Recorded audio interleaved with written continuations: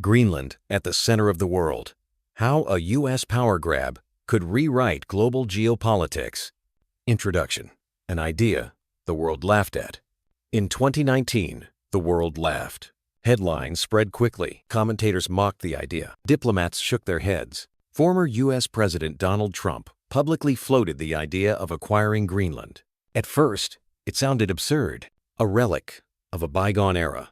A real estate mindset applied to geopolitics. Greenland wasn't for sale. Denmark said no. Greenland's leaders said no. And the story faded from the news cycle. But beneath the jokes and disbelief, the proposal raised a much deeper and more unsettling question. What if the idea wasn't ridiculous? What if Greenland really is one of the most strategically important territories on Earth? And what if control over Greenland, whether through diplomacy, pressure, or force, could fundamentally reshape the balance of global power?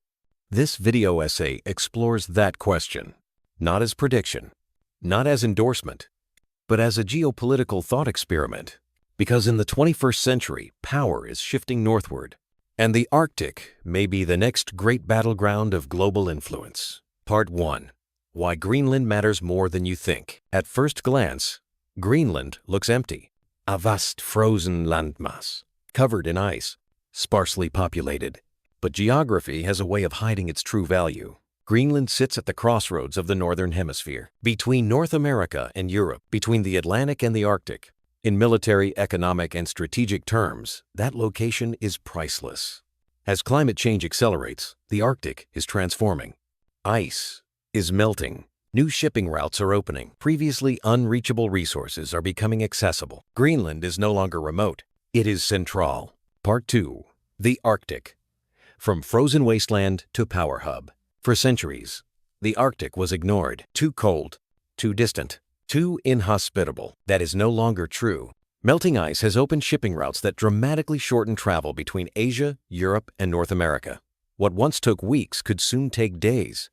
At the same time, the Arctic is believed to contain vast reserves of oil, natural gas, rare earth minerals, strategic metals. These resources are essential for modern economies, especially for renewable energy, electronics, and military technology. Whoever controls access to the Arctic controls a growing share of the future economy. And Greenland sits at the heart of it all. Part 3.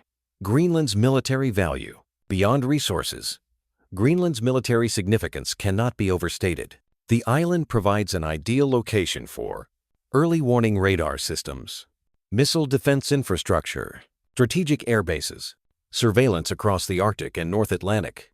The United States already maintains a military presence there through Thule Air Base, a cornerstone of American and NATO defense strategy. Control over Greenland would dramatically enhance the ability to monitor missile launches, track aircraft, and project power across the Northern Hemisphere. In an era of hypersonic weapons and long-range missiles, geography matters more than ever. Greenland is not just land, it is leverage. Part 4. Buying Greenland. A diplomatic impossibility. Trump's original proposal focused on purchase. From a historical standpoint, this wasn't unprecedented. The U.S. bought Alaska. It acquired territory through deals before. But the modern world is different. Greenland is an autonomous territory of Denmark, with its own government and identity. It is not a colonial possession waiting to be traded. Denmark rejected the idea outright. Greenland's leaders rejected it even more forcefully. The proposal violated modern norms of sovereignty and self-determination. Yet the fact that it was raised at all signals something important. Greenland's value is rising, and powerful nations are paying attention. Part 5. The dangerous question of force. If purchase is impossible, what about pressure, economic leverage, political influence, security guarantees, and beyond that, the most extreme hypothetical force? A military seizure of Greenland would be one of the most destabilizing actions imaginable in modern geopolitics. Why? Because Denmark is a member of NATO. Any aggressive move against Greenland would trigger alliance obligations. It would place the United States in direct conflict with its own allies. Such an act would shatter NATO unity, destroy trust, and destabilize Europe. The consequences would extend far beyond the Arctic. Part 6. The Russia factor. No discussion of the Arctic is complete without Russia. Russia has invested heavily in Arctic militarization. It has expanded bases, deployed icebreakers, conducted large-scale military exercises. From Moscow's perspective, the Arctic is a core security zone. If the U.S. gained full control over Greenland, Russia would view it as a direct strategic threat. This could trigger military escalation in the Arctic, increased tension in Eastern Europe, retaliatory moves in other regions. The Arctic could become a new front in great power rivalry. Not a Cold War replay, but something colder, faster, and far less predictable. Part 7. China's quiet interest. China may not be an Arctic nation, but it calls itself a near-Arctic power. Through investments, research stations, and infrastructure projects, China has steadily expanded its presence in the Arctic. Greenland's rare earth minerals are of particular interest. These materials are essential for batteries, wind turbines, electronics, and military systems. If the U.S. gained control over Greenland, China would see a threat to its supply chains and strategic ambitions. The response might not be military. It could be economic, diplomatic, technological. This would further fragment the global system into competing blocks. Part 8. Energy, resources, and the cost of control. Greenland's resources are immense, but extraction comes at a price. Mining and drilling in the Arctic are environmentally risky. Infrastructure damages fragile ecosystems.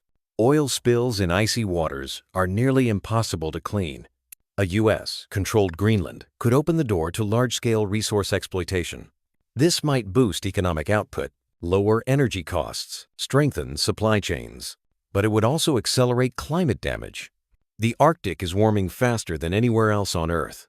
What happens there affects global weather patterns, sea levels, and ecosystems worldwide. Control over Greenland would mean responsibility for irreversible consequences. Part 9. International law and global precedent.